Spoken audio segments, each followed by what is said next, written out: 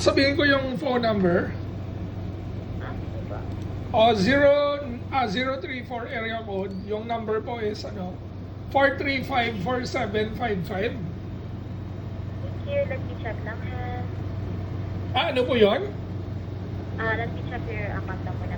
Sige po.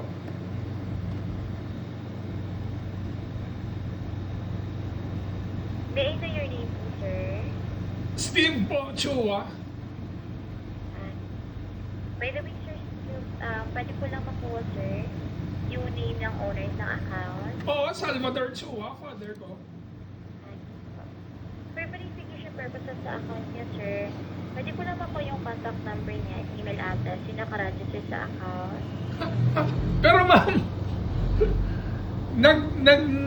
nagtaka yung kuya ko bakit daw tinatanong yung phone number at saka email kung ano nakasulat sa account na yan. Hindi niya gusto ibigay sa akin. So, pwede ko malaman bakit bakit tinatanong niyo kung anong email nakalagay dyan para ma-explain ko sa kanya.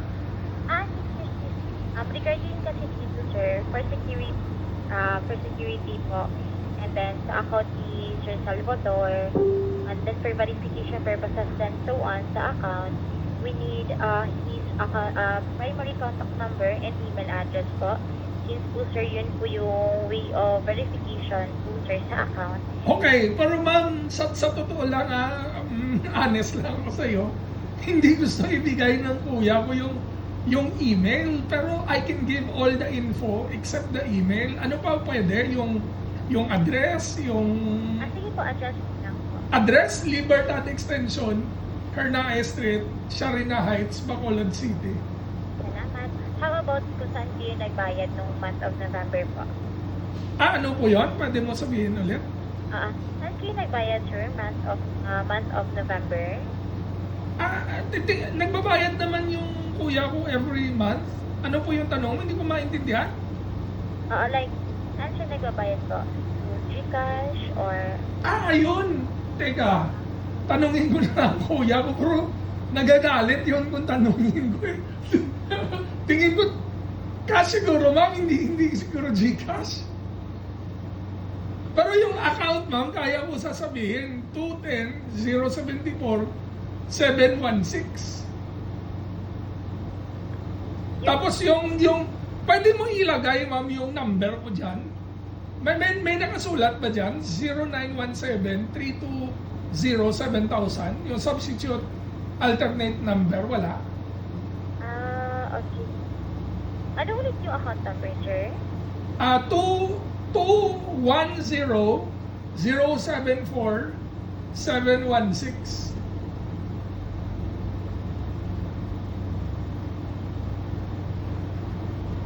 Wait lang, sir, ha?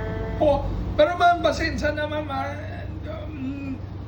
parang nagalit yung kuya ko nung tinanong ko siya about the email eh. Hindi ko alam kung bakit siya na nagagalit. Tapos sabi niya, hindi naman kasama yun sa pagko-complain sa PLDT yung email. Okay lang, sir. Go ahead na lang dito po. Sino yung nakapangalan dito ulit sa Salvador Chua, di ba? Yung father ko si Salvador Chua. Salvador? Sal Cement Building po, Libertad Extension, Hernae Street, Sharina Heights, Bacolod City. Salamat. So, sir, regarding dito, sir, na yung naging problem po pala sa internet? Hindi, kaya lang eto, mami, kanina, hindi ako makapost ng pictures and videos sa Facebook kasi ang taas ng ping, tapos yung request timeout, hindi isa-isa, 5, 6, 7, 8, tapos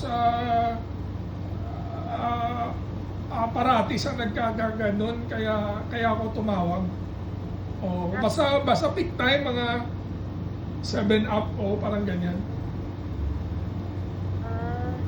Kumbaga po, sir, mahina yung internet niya, sir, yung impact niya as up to date, no?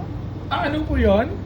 Mahina yung impact ng internet niya. Oo. Pero ngayon ma'am, nagpiping test ako, parang bumalik siya. Pero yung natatakutan ko lang, baka araw-araw na, every time magpipick hour siya, mapuputol siya. So ganun, kaya ako napatawag.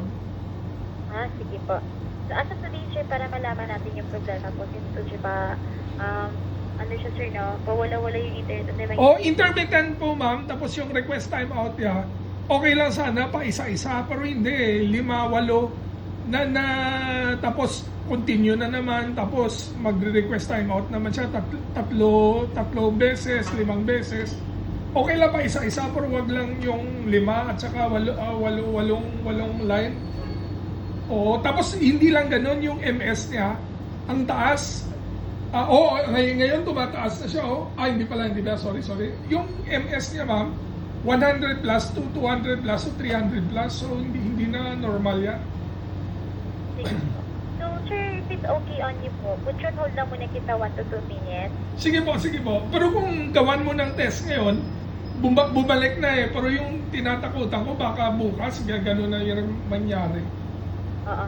So yun sir, para malaman niya natin yung problema. Okay lang po ba sir, put your hold lang muna kita? And Sige, mamantayin ko, no problem. salamat po. Okay.